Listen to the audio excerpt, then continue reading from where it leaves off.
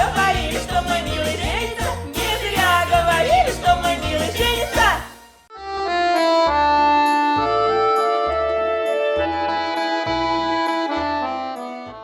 Здравствуйте, дорогие друзья! Сегодня у нас в гостях Елена Гуляева. Здравствуйте, Елена! Здравствуйте, Полина! Леночка, расскажите мне, пожалуйста, как вы написали русскую народную песню «Крапива-лебеда»? Сразу тогда. Ну, «Крапиву-лебеду» я написала уже давно. Ей, ну, примерно уже где-то, честно говоря, не записывала дату, но примерно я так ориентируюсь по тому моменту, как я вышла замуж. Вот, потому что я буквально написала эту песню вот прям за полгода до этого. То есть, ну, примерно этой песне 18 лет. То есть это такая автобиографичная песня, да? Такая про себя написала да, эту про песню. себя, да, вот. И сейчас, ну, получается, я ее написала, ну, сразу навеяла, ну, видимо, потому что мы встречались, мы общались с будущим супругом, теперь уже настоящим. Вот, и вот навеял все, что хотелось мне тогда сказать, и я все это воплотила в песню. То есть у него была другая, да, или думали, что у него есть какая-то другая? Нет, вообще, на самом деле, вот немножечко смысл, может быть, даже неправильно некоторые думают, что да, другая, а на самом деле смысл в том, что получается, люди же всегда говорят, судачат, и всегда, то есть как бы, и получается смысл в том, что говорится о том, что крапива-лебеда, по дорожке стелется, ну и что же говорят, что мой милый женится. То есть люди судачат, то есть с кем-то он встречается, с кем-то общается, а с кем никто не знает. И в итоге получается, что встречался он с кем? Со мной. А он вообще ценит, что про него написана такая знаменитая песня? Ну, я думаю, что да. Я думаю, а как не ценить? Я такой талантливый. А вообще было такое ощущение сразу, что песня станет настолько популярной, и что вся страна ее подхватит и будет петь? Ну, когда я сочиняла, я об этом вообще не думала, что подхватит, то есть как бы это... И я ее сочинила, я ее пела, потом у меня попросил коллектив эту песню исполнить. Ну, потом еще побольше расскажу. Сейчас он называется «Театр народной песни «Добро». Вот, они спели мою песню, вот эту «Крапиву-лебеда», и она пошла. И то есть, вот почему я говорю, что я захожу в интернет, и я уже сомневаюсь, что я ее сочинила. Потому что многие, не зная автора, то есть песня нравится, песня ушла в народ, и подписывают русская народная песня.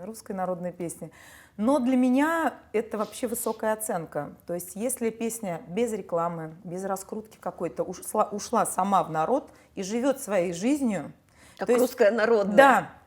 То есть как бы поют мои песни, исполняют вот, наверное, все народные коллективы, какие есть, самодеятельные. Ну, профессиональные не все, а самодеятельные поют все. Вот. И мне очень приятно от этого, что песня ушла, песня живет. И почему я говорю, вот я рассказываю, да, допустим, если я уже на концертах объявляю, говорю, а вот вы знаете такую песню «Крапива-лебеда»? Все, да, мы знаем. Я говорю, а вы знаете автора? Они такие, нет, не знаем. Я говорю, ну, давайте познакомимся. Теперь я вас поздравляю, теперь вы знаете автора. Автор — это я.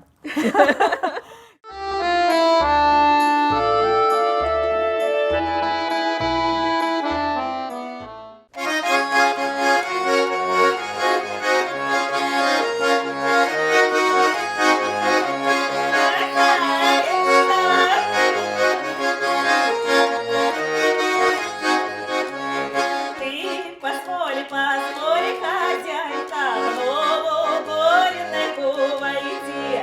Ты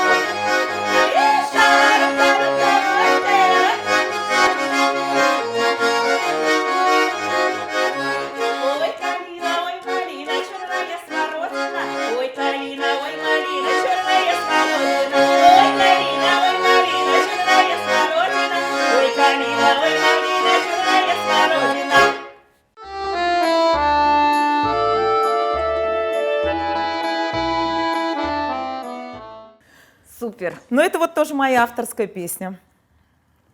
Вот, это я ее написала, когда училась в институте, в Академии культуры и искусств. Вот я уже давно там не учусь, а песню до сих пор там поют.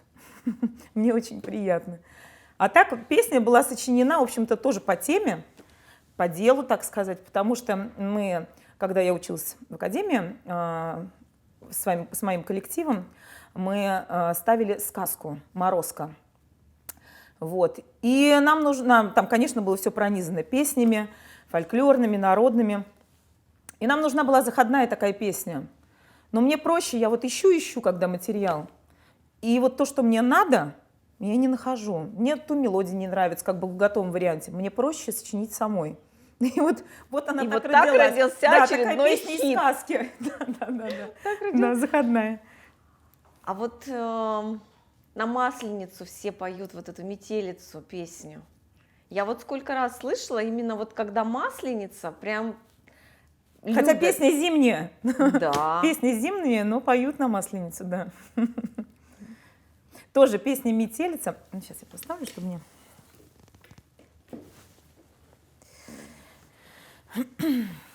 Песня «Метелица» была как раз... Это самая первая песня, которую я написала в народной стилистике в такой. Вот. В общем-то, я и не планировала, как-то не думала я, что я буду сочинять именно в народном стиле. Училась в институте, и потом у нас пришел преподаватель, у них свой коллектив, и она говорит: «Ой, слушайте, говорит, а может быть есть среди вас вот тот, кто пишет песни студентам? Мы, говорит, вот для своего коллектива мы бы вот взяли песню. А на какую тему? А я сижу, в общем-то, так для себя так на ус мотаю. Вот. Ну вот на что-то про зиму, что-то такое это. И я вот ее настолько быстро написала, я прям вот думаю, мне бы сейчас доехать до дома. Мне вот, чтобы гармошку взять, в автобусе ж нельзя. Думаю, мне только доехать до дома. И вот я ее приехала, и припев у меня был сразу. Я уже знала, что я хочу сказать. Причем мелодия сразу, вот как-то вот это слово и мелодия. Вот она очень быстро у меня родилась, эта песня. И вот она ушла тоже в народ, да. Вот, ну, мне очень приятно.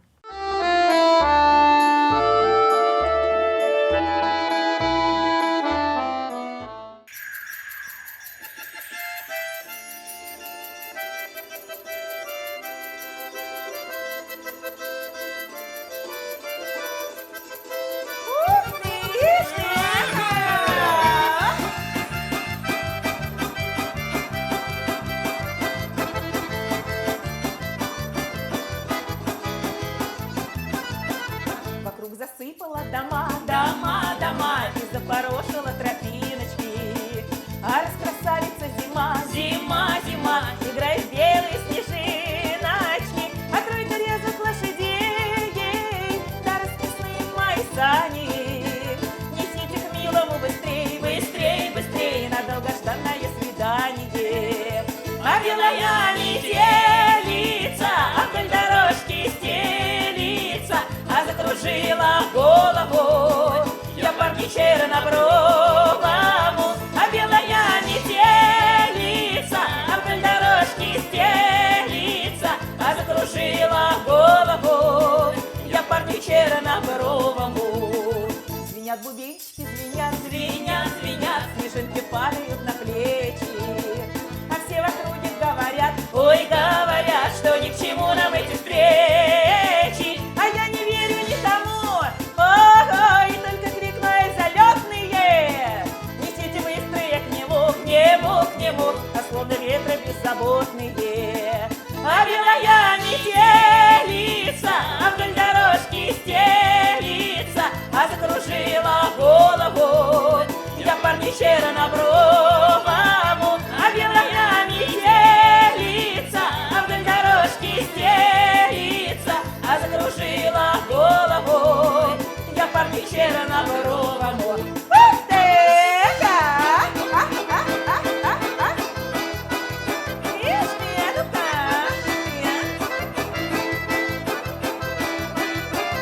А белая метелица вдоль дорожки стелится, а закружила голову я парни чернобровому. Белая метелица вдоль дорожки стелится, а закружила голову я парни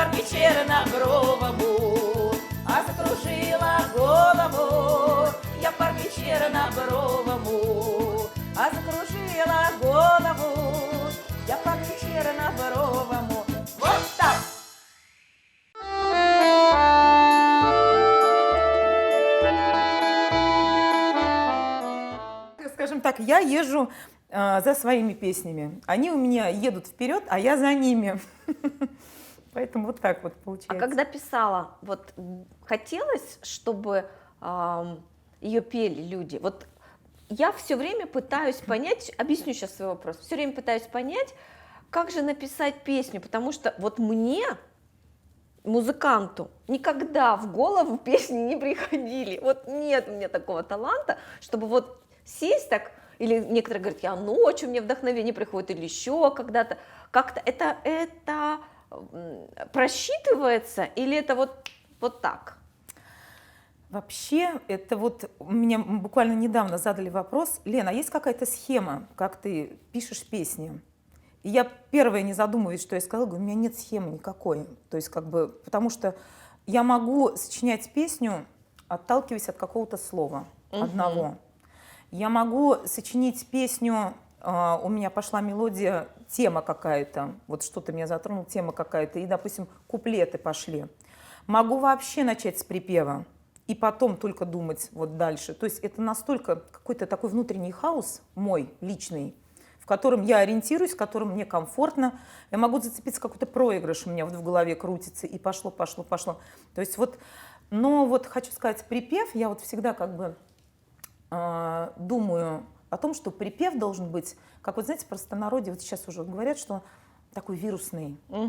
То есть он должен быть простым, понятным, чтобы люди подпевали сразу. Не должно в нем быть много текста.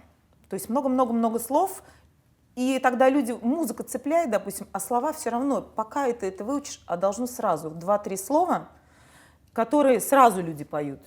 И то есть я вот как бы вот такого придерживаюсь, что припев должен сразу зацепляться за людей. Мелодия должна быть вкусная, но простая. Но простота не должна быть настолько вот как бы вот вроде кажется, да, вот просто примитивная. То есть должны быть в этой простоте свои фишечки.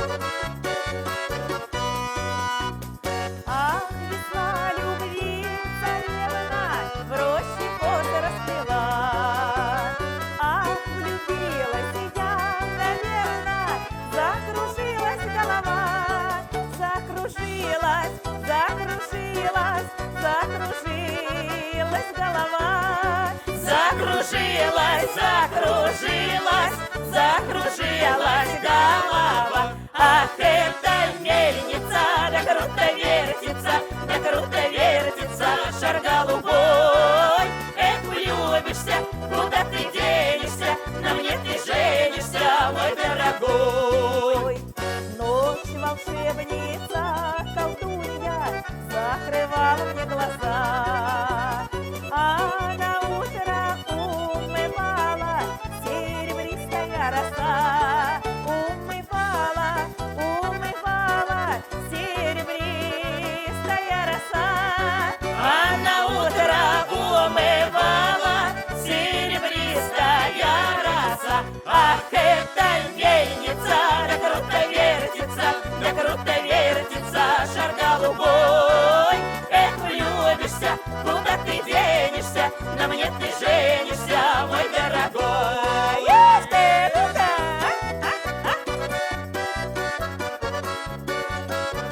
Еще разочек, ну-ка.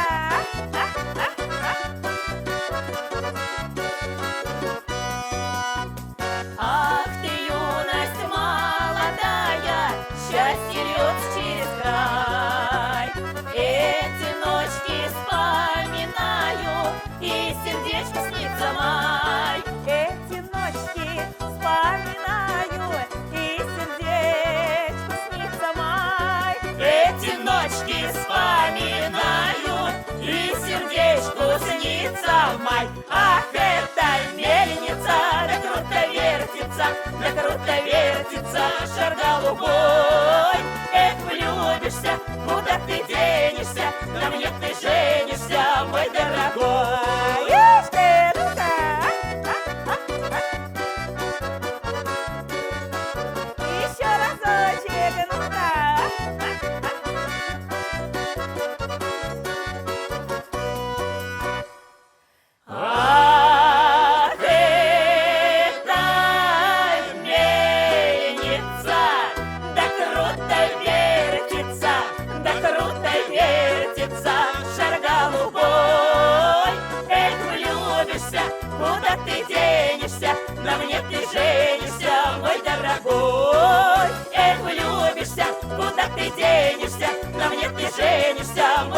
дорогой. Вот так!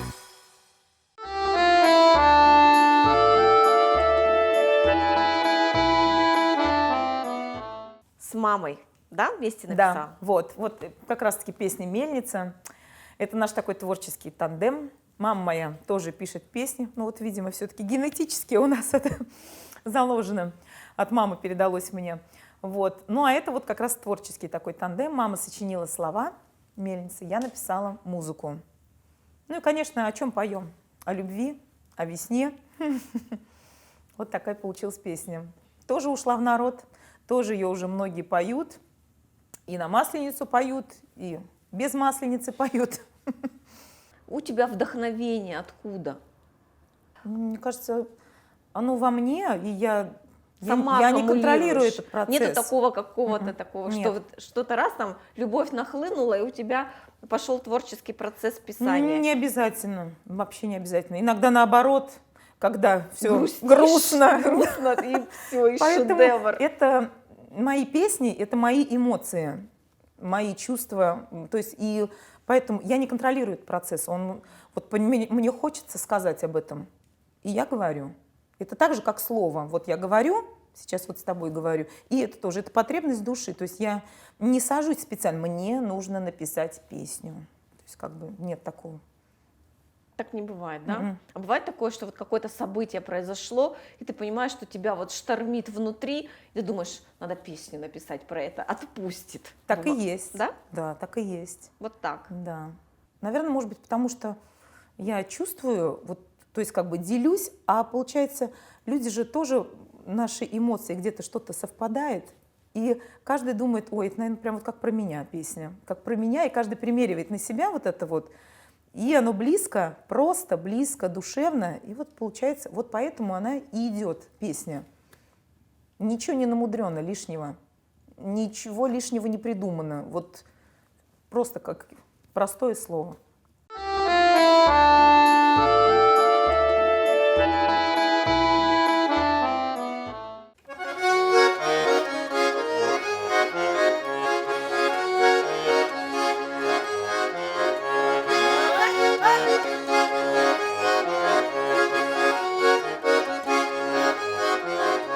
Ай, выхожу и начинаю потихонечку дробить. Настроение я такое, у кого-нибудь отбить. Оп, оп.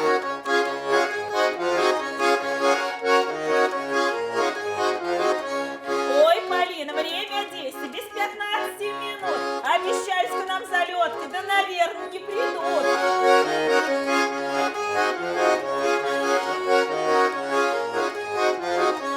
А мне милый изменил и упала перед ним, что я дура падаю перед такою гадою.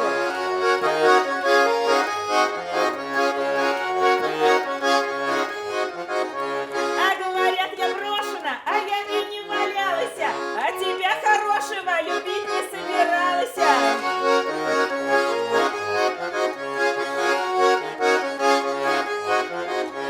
Про меня чего сказали, чего наворочили? Все бы матери молчали, у кого есть дочери.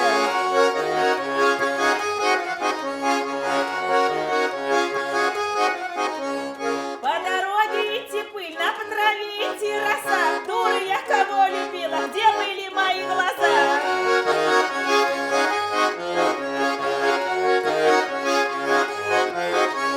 Ой, смахонька, как махонька, как кому родилась, где пригодилась. Ой, ой.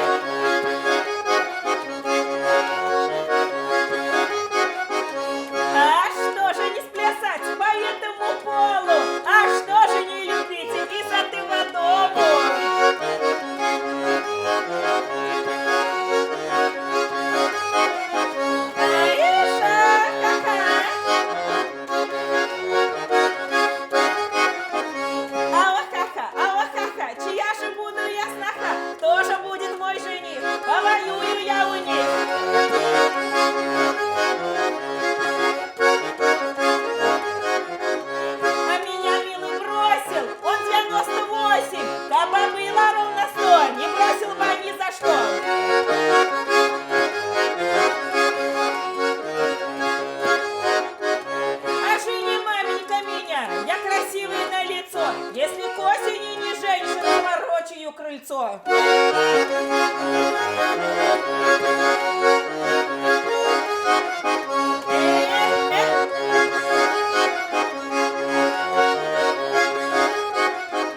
Ой, спасибо гармонисту за игру игручую. Я приду поутру есть картошку рассыпучую. Ой,